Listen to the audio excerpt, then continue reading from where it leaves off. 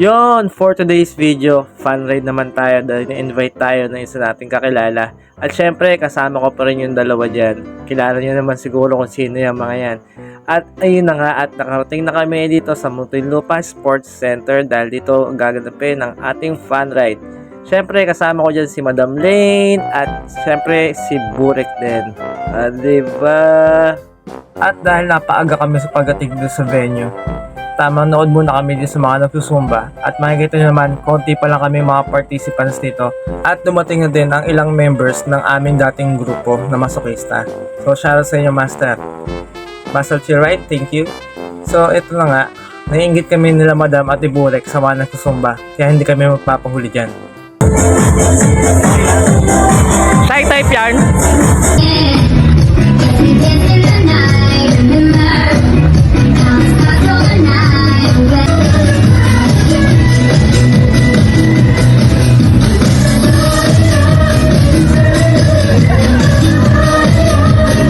At ito na nga, after na yung magsumba, suot ko na aking mahiwagang costume. Syempre, Spider-Man yarn. At kung makikita nyo, dumami na rin ang mga participants at nagdatingan na. Siguro kung tamang estimate ko, aabot kami dito ng mga almost 200 participants. Kaya, masaya naman tong fun ride na to. At hindi lang yan, siguradong ligtas kami dito dahil kasama namin ang kapulisan na bikers sa Muntinlupa. At sila rin ang nag-organize nitong fun ride na to, ang Padyak, patungo sa malinis na halalan. At after ng briefing at dasal, eto na nga, mag-ready na kami mag-ride out. Kita nyo, hanggang dulo yan, madami kami dyan. At eto na nga, nag-ride out na kami. Syempre, naka-Spider-Man tayo dyan at wala yung mga batang kumakaway. So, shout sa inyo mga kids. Naway lumaki kayo masunurin sa inyong magulang. So, eto na nga, palabas na kami ng Muntinlupa Sports Complex. At nakarating na rin kami dito sa may barangay poblasyon. Kasi ang ruta ng fun ride na to ay sa loob ng Muntinlupa. Kaya alam kong safe na safe kami dito dahil kay Spider-Man. O diba? Tuwan-tawa ako dyan kasi may batang sumisigaw dyan. Spider-Man, nakabike, hello! Gumanon siya bigla, kaya binidyohan ko siya. At nakarating na nga kami dito sa may barangay Alabang. Medyo masikip ang daan dito kaya chill ride lang kami hanggang sa makarating kami dito sa may barangay Kupang. Ang daming banderitas. Sakto piyesta pala. Yeah, shout out sa RGB Bikers, Muntinlupa chapter at sa iba pang chapter. Kahit sa lahat. Big shoutout sa grupo nyo, Master. So, ito nga, piyesta nga, wala mo lang naghahagi sa amin to kahit kare-kare man lang. Siyempre, hindi mawawala sa piyesta ang mga banda at ang pinapanood lahat ang mga major acts, siyempre, hindi mawawala yan.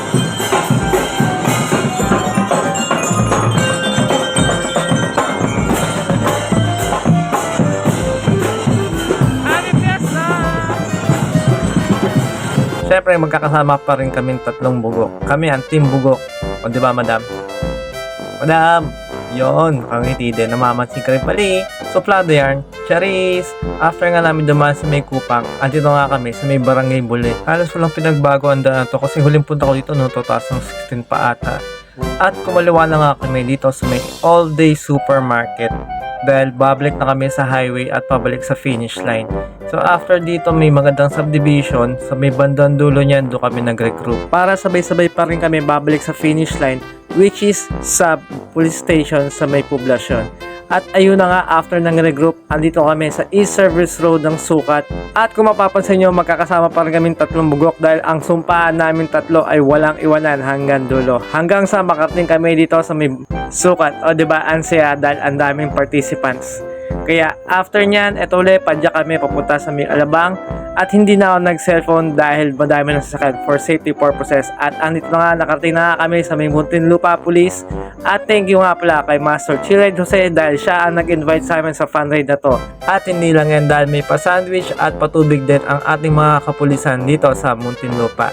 Kaya sa darating na halalan, sana ay maging malinis at maging mapayapa. So ayun lang for today's video. Huwag niyong kalimutan mag-subscribe sa ating YouTube at i-follow ang ating Facebook page. So ayun lang. Bye-bye!